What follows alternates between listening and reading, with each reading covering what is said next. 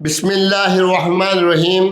کتاب روض الباسم من خلق النبی الخاتم، جلد ثانی 2، باب نمبر 11 اور باب نمبر 11 کی فصل نمبر 2 کا پارٹ نمبر 6، پیج نمبر 261 سے۔ حضور صلی اللہ تعالیٰ علیہ وآلہ وسلم غیر مسلم مہمانوں کی خاطر توجہ میں کوئی کسر اٹھا نہ رکھتے تھے۔ اس باب کی حدیث نمبر 16۔ حضرت ابو ہریرہ رضی اللہ تعالیٰ عنہ سے مروی ہے کہ رسول اللہ صلی اللہ تعالیٰ علیہ وسلم کے ہاں ایک کافر مہمان ہوا۔ آپ صلی اللہ تعالیٰ علیہ وسلم نے اس کے لیے ایک بکری کا دودھ دوہنے کا حکم دیا۔ وہ دوہی گئی تو وہ تمام دودھ پی گیا۔ دوسری بکری کا حکم دیا، وہ دوہی گئی تو اسے بھی پی گیا۔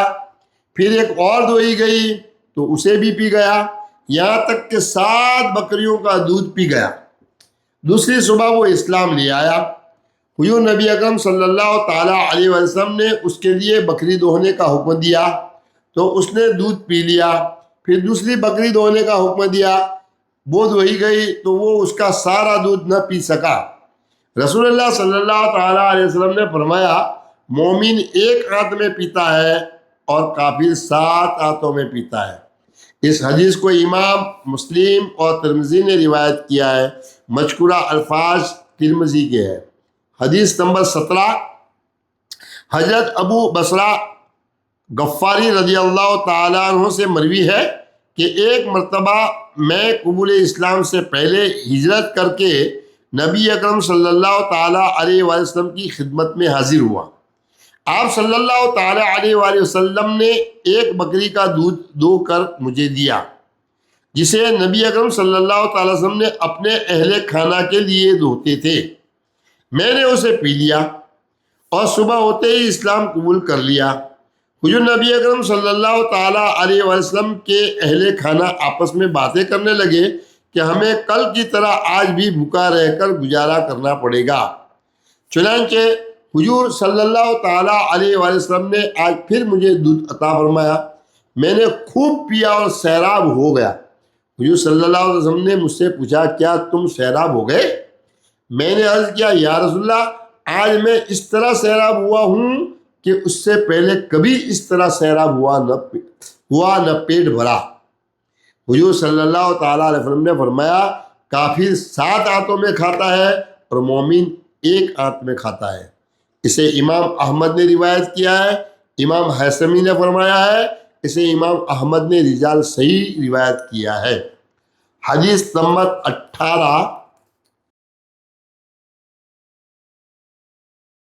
حضرت ابو ہیثم بیان کرتے ہیں کہ میں نے ابو بصرہ سے قبیلہ غفار کے اسلام لانے کے بارے میں دریافت کیا۔ انہوں نے جواب دیا، ہمیں خشک سالی اور قحط نے گھیر لیا۔ ہم نے رسول اللہ صلی اللہ تعالیٰ علیہ وآلہ وسلم کے پاس جانے، ان سے کھانا طلب کرنے اور پھر اپنے اونٹوں کے ساتھ واپس لوٹنے کا ارادہ کیا۔ ہم نے اسلام لانے کے ارادے سے نہیں گئے تھے۔ جب ہم مدینہ پہنچے تو آپ صلی اللہ تعالیٰ علیہ وآلہ وسلم نے فرمایا، تم کون ہو؟ ہم نے کہا، غفار قبیلے سے ہیں۔ آپ صلی اللہ تعالیٰ علیہ وآلہ وسلم نے فرمایا، کیا تم مسلمان ہو یا ستارہ پرست؟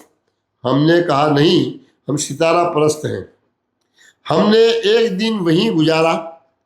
جب رات ہوئی تو آپ صلی اللہ تعالیٰ علیہ وسلم نے اپنے اصحاب سے فرمایا، تم میں سے ہر شخص ان میں سے کسی ایک کا ہاتھ پکڑ لے اور اسے اپنے ساتھ بطور مہمان اپنے گھر لے جائے۔ اللہ تعالیٰ نے مجھے یہ سعادت نصیب فرمائی کہ رسول اللہ صلی اللہ تعالیٰ علیہ وسلم نے میرا ہاتھ پکڑا اور اپنے گھر لے گئے۔ آپ صلی اللہ تعالیٰ علیہ وسلم کے پاس 8 بکریاں تھیں۔ آپ صلی اللہ تعالیٰ علیہ وسلم نے ہر بکری کو اس کے نام سے پکارا۔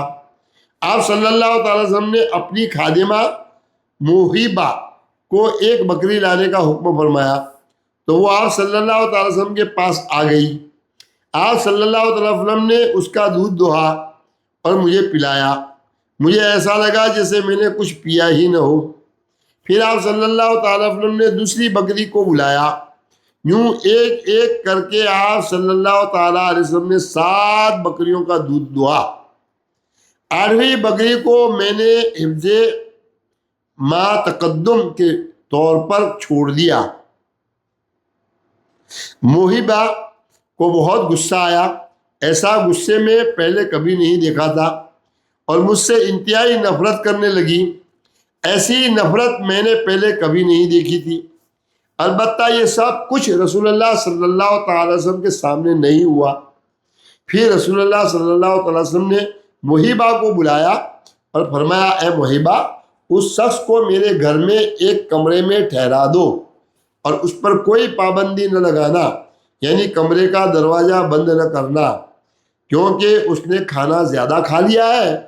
وہ خادمہ مجھے ایک کمرے میں لے گئی اور جاتے ہوئے اس نے غصے کے عالم میں دروازہ زور سے بند کر دیا۔ پوری رات میرے پیٹ میں حرکت ہوتی رہی، یہاں تک کہ صبح ہوئی تو میرے کپڑے گیلے ہو گئے تھے۔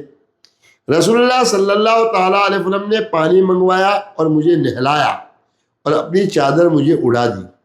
دن نکلا تو آپ صلی اللہ تعالیٰ علیہ وسلم نے مجھے مسجد لے گئے۔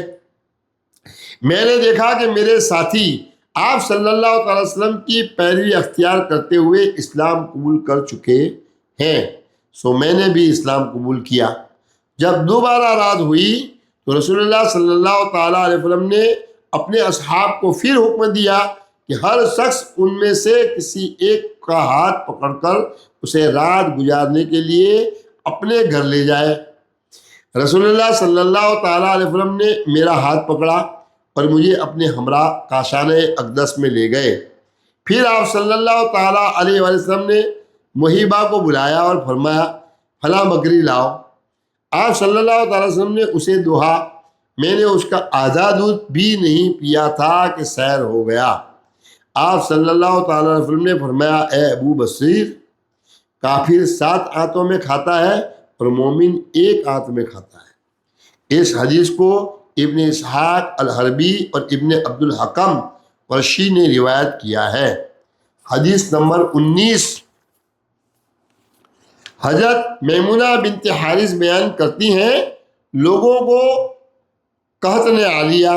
اعرابی مدینہ منور آتے اور حضور نبی اکرم صلی اللہ تعالیٰ علیہ وآلہ وسلم کسی صحابی کو حکم دیتے، وہ اس شخص کا ہاتھ پکڑ کر اپنے گھر لے جاتا، اس کی مہمان نوازی کرتا اور اسے اپنے گھر رات ٹھہراتا۔ ایک رات ایک اعرابی آیا، رسول اللہ صلی اللہ تعالیٰ علیہ وآلہ وسلم کے پاس تھوڑا سا کھانا اور کچھ دودھ موجود تھا۔ اس اعرابی نے وہ سارا کھا لیا اور رسول اللہ صلی اللہ تعالیٰ علیہ وسلم کے لیے کچھ بھی نہ چھوڑا۔ رسول اللہ صلی اللہ تعالیٰ علیہ وسلم اس رات بھوکے سوئے۔ وہ مزید 1 رات یا 2 راتیں آتا رہا اور اسی طرح سارا کھانا کھا جاتا۔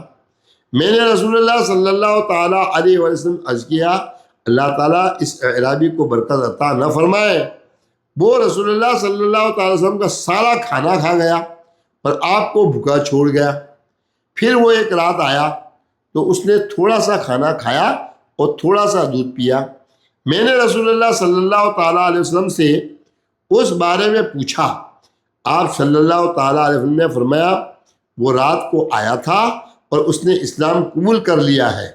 پھر آپ صلی اللہ تعالیٰ علیہ وسلم نے فرمایا، کافر 7 آنتوں سے کھاتا ہے اور مومن 1 آنت سے۔ اس حدیث کو امام طبرانی نے روایت کیا ہے۔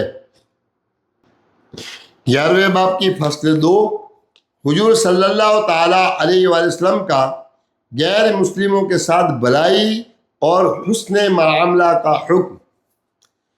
اسلامی ریاست کے ہر شہری کو یہ تحفظ حاصل ہوتا ہے کہ ارباب اقتدار اس کے ساتھ بدسلوکی سے پیش نہیں آئیں گے اور باہمی اختلافات و نزاعات کو انصاف کے تقاضوں کے مطابق احسن انداز میں حل کریں گے۔ رسول انسانیت صلی اللہ تعالیٰ علیہ وآلہ وسلم نے جب رشتہ داروں سے بھلائی کا حکم دیا تو مشرک رشتہ داروں کے بارے میں فرمایا کہ ان سے بھی صلہ رحمی کرو۔ اولاد مسلمان ہے اور والدین یا ان میں سے کوئی ایک غیر مسلم ہے تو اولاد کے لیے حکم ہے کہ وہ ان کی بحیثیت والدین خدمت کرنے میں کوئی کسر اٹھا نہ رکھے۔ اسلامی ریاست میں رہنے والے شہری کو وفات کے بعد بھی بہت سے حقوق حاصل ہوتے ہیں۔ حضور صلی اللہ تعالیٰ علیہ وآلہ وسلم کے سامنے سے کسی غیر مسلم کا جنازہ بھی گزرتا تو آپ صلی اللہ تعالیٰ علیہ وآلہ وسلم اکرام انسانی میں کھڑے ہو جاتے۔ جب بحیثیت انسان ایک غیر مسلم میت کی یہ تعظیم تھی تو اسلامی ریاست میں بسنے والے زندہ شہریوں کے وقار و احترام اور حقوق کا عالم کیا ہوگا۔ مسلم ریاست میں غیر مسلم شہریوں کو وہ تمام حقوق حاصل ہوتے ہیں جو مسلمان شہریوں کو حاصل ہوتے ہیں، یعنی سب سے برابری کا سلوک کیا جاتا ہے۔ القرآن ادعو الى سبیل ربک بالحکمت والموعظۃ الحسنۃ وجادلہم باللتی ہی احسن ان ربک هو اعلم بمن ضل عن سبیلہ وهو اعلم بالمہتدین۔ سورہ النحل آیت نمبر 125۔ اے رسول معظم، آپ اپنے رب کی راہ کی طرف حکمت اور عمدہ نصیحت کے ساتھ بلائیے اور ان سے بحث بھی ایسے انداز سے کیجیے جو نہایت حسین ہو۔ بے شک آپ کا رب اس شخص کو بھی خوب جانتا ہے جو اس کی راہ سے بھٹک گیا، اور ہدایت یافتہ لوگوں کو بھی خوب جانتا ہے۔ وَلَا تُجَادِلُوا أَهْلَ الْكِتَابِ إِلَّا بِالَّتِي هِيَ أَحْسَنُ إِلَّا الَّذِينَ ظَلَمُوا مِنْهُمْ وَقُولُوا آمَنَّا بِالَّذِي أُنزِلَ إِلَيْنَا وَأُنزِلَ إِلَيْكُمْ وَإِلَٰهُنَا وَإِلَٰهُكُمْ واحد ونحن له مسلمون۔ سورہ العنکبوت آیت نمبر 46۔ اور اے مومنو، اہل کتاب سے نہ جھگڑا کرو مگر ایسے طریقے سے جو بہتر ہو، سوائے ان لوگوں کے جنہوں نے ان میں سے ظلم کیا، اور ان سے کہہ دو کہ ہم اس کتاب پر ایمان لائے ہیں جو ہماری طرف اتاری گئی ہے اور جو تمہاری طرف اتاری گئی تھی، اور ہمارا معبود اور تمہارا معبود ایک ہی ہے اور ہم اسی کے فرما بردار ہیں۔ حدیث: حضور صلی اللہ تعالیٰ علیہ وآلہ وسلم نے غیر مسلم رشتہ داروں سے صلہ رحمی کا حکم فرمایا۔ اس باب کی حدیث نمبر 1 حضرت اسماء بنت ابی بکر رضی اللہ تعالیٰ عنہما بیان کرتی ہیں کہ رسول اللہ صلی اللہ تعالیٰ علیہ وآلہ وسلم کے عہد مبارک میں میری والدہ میرے پاس آئیں جبکہ وہ مشرکہ تھیں۔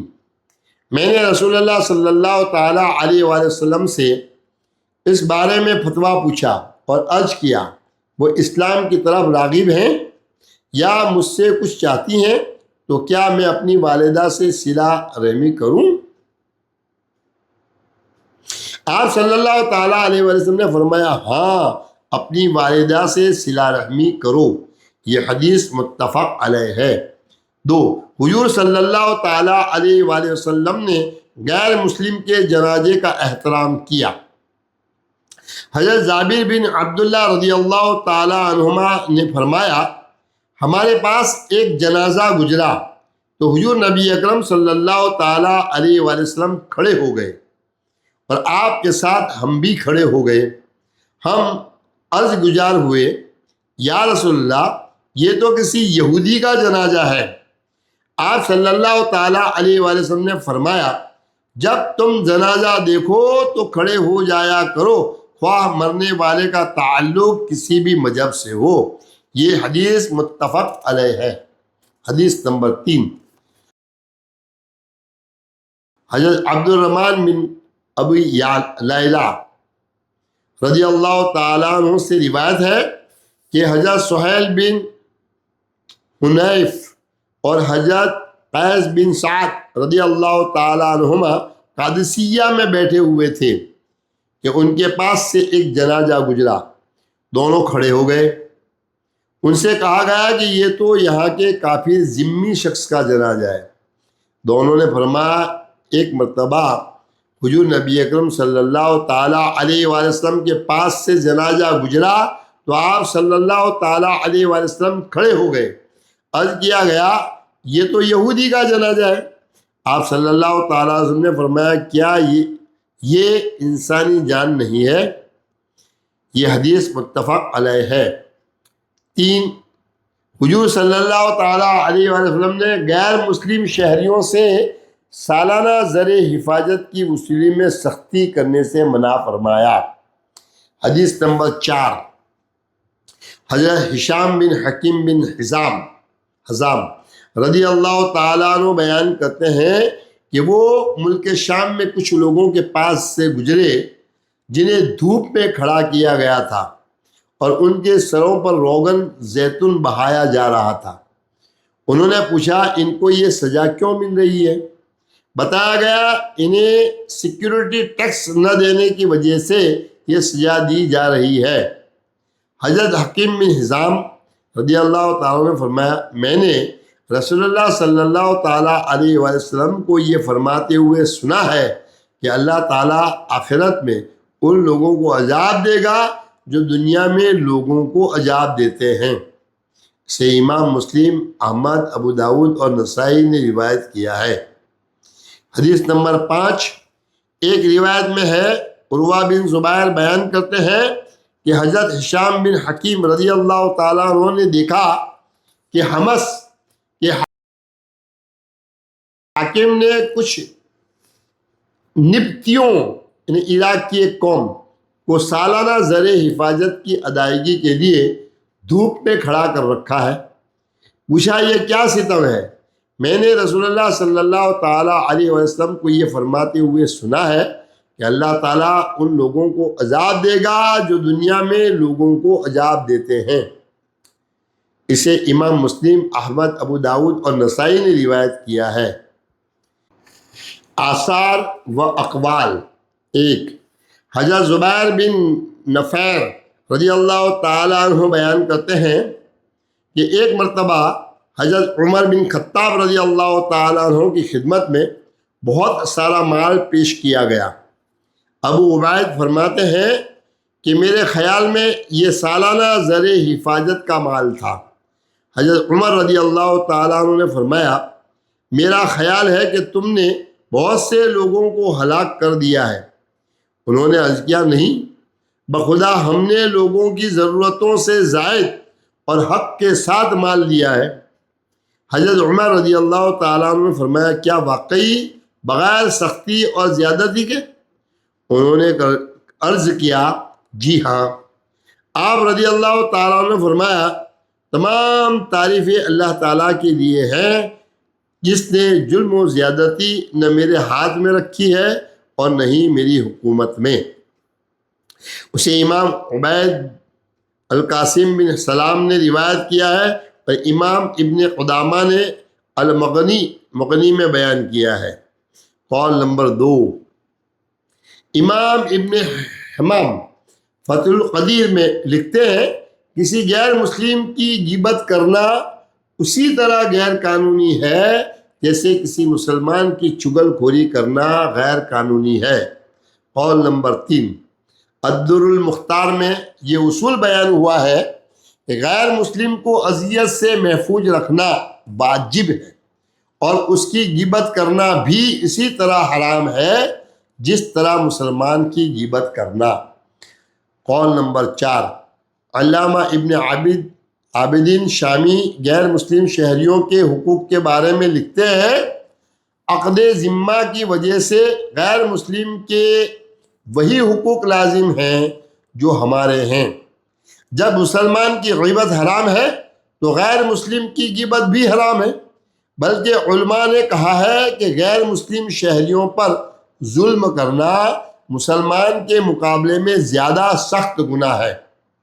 قول نمبر 5، امام کاسانی نے اپنی کتاب بدائع الصناعہ میں مسلموں اور غیر مسلموں کے حقوق کو مساوی قرار دیا ہے، برابر۔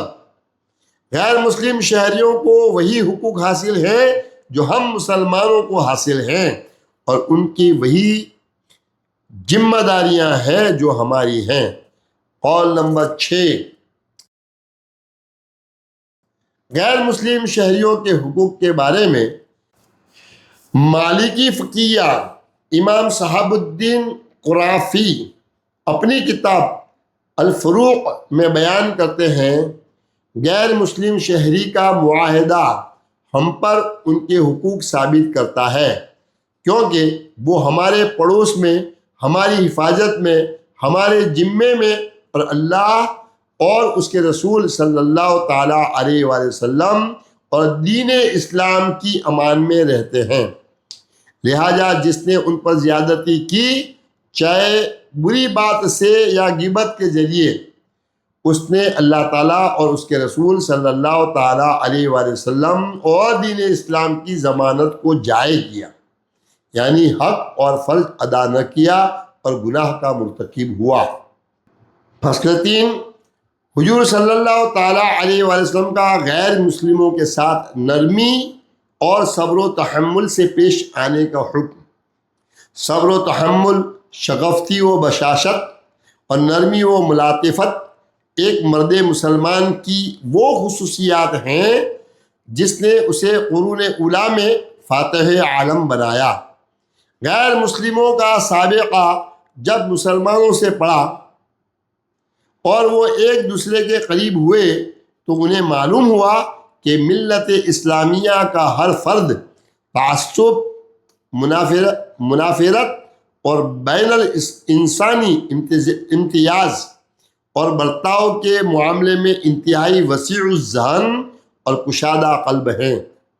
مسلمان جہاں بھی گئے، قرآنی تعلیمات اور احکامات کی پیروی نے انہیں اس سیرت اور کردار کا حامل بنا دیا کہ جس کے بارے میں حکیم الامت علامہ اقبال نے فرمایا تھا، تو راز کن فقاں ہے اپنی آنکھوں پر عیاں ہو جا، خودی کا رازداں ہو جا، خدا کا ترجمان ہو جا۔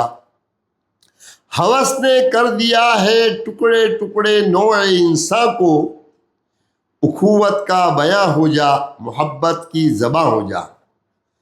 لہذا مسلمانان عالم رحمت مجسم حضور نبی اکرم صلی اللہ تعالیٰ علیہ وآلہ وسلم اور قرآنی تعلیمات پر عمل پیرا ہونے کو اپنے لیے باعث شرف اور اعزاز سمجھتے تھے۔ حضور نبی اکرم صلی اللہ تعالیٰ علیہ وسلم کی سیرت مطہرہ کا مطالعہ ہمیں بتاتا ہے کہ آپ صلی اللہ تعالیٰ علیہ وآلہ وسلم مشرکین اور کفار کی سخت ترین بات کا جواب بھی انتہائی نرم لہجے اور علم و بردباری سے دیا کرتے تھے۔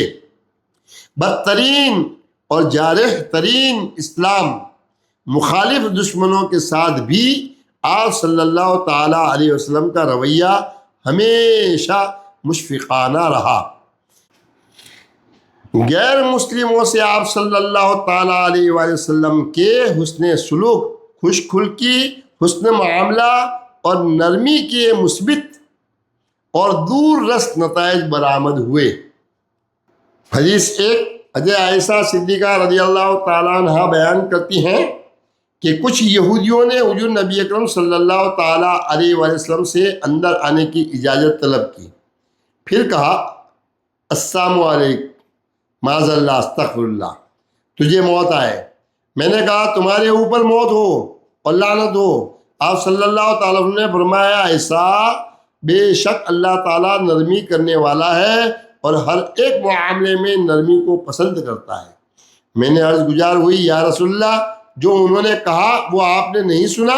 آپ صلی اللہ تعالیٰ علیہ وسلم نے فرمایا میں نے وعلیکم کہہ دیا تھا۔ یہ حدیث متفق علیہ ہے۔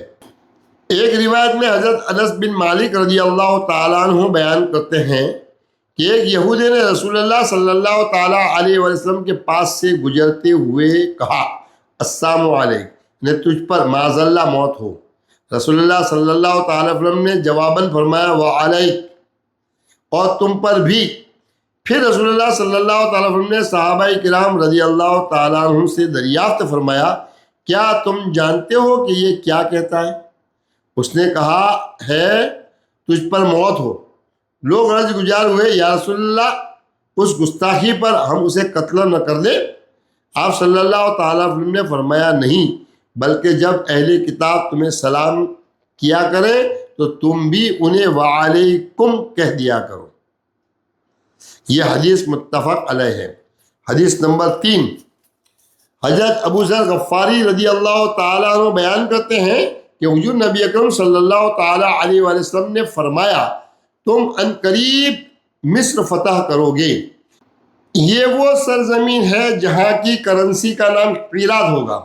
جب تم اس سرزمین کو فتح کر لو تو وہاں کے لوگوں سے اچھا سلوک کرنا، کیونکہ ان کا تم پر حق اور تمہارے ساتھ رشتہ داری ہے، یا فرمایا ان کا حق اور سسرالی رشتہ ہے۔